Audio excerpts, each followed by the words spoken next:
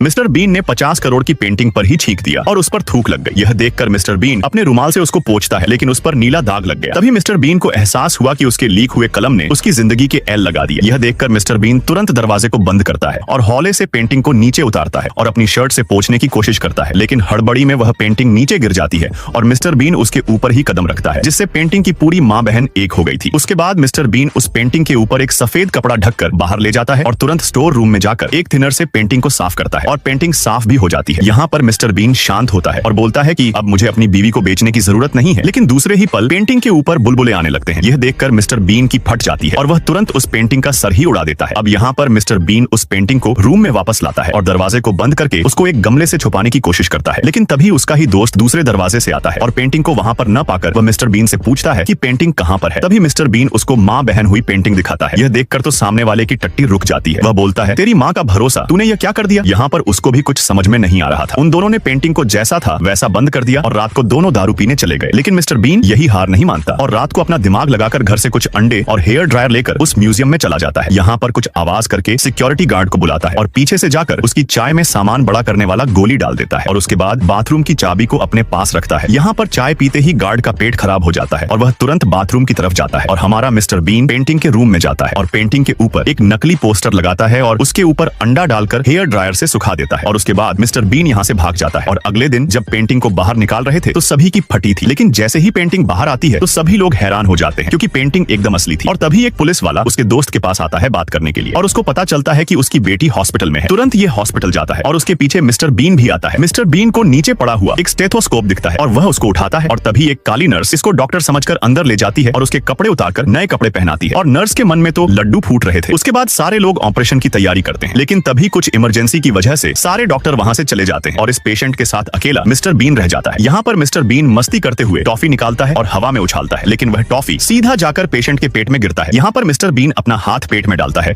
और उसको एक गोली मिलती है। मिस्टर बीन घबराकर गोली को अंदर दबाता है और एक बार फिर हाथ डालता है। इस बार उसको उसका टॉफी मिलता है। उस टॉफी को पानी में मिलाकर यह इस बार मजे से खाता है। तभी सारे डॉक्टर वहां पर आते हैं और सारे डॉक्टर गोली निकालने की कोशिश कर रहे थे। तभी मिस्टर बीन सभी को बोलता है, अबे रुक जाओ। उसके बाद वह अपने हाथों को उसके पेट में डालकर गोली निकालता है। यह देखकर सारे डॉक्टर को मिस्टर बीन भगवान लग रहा था।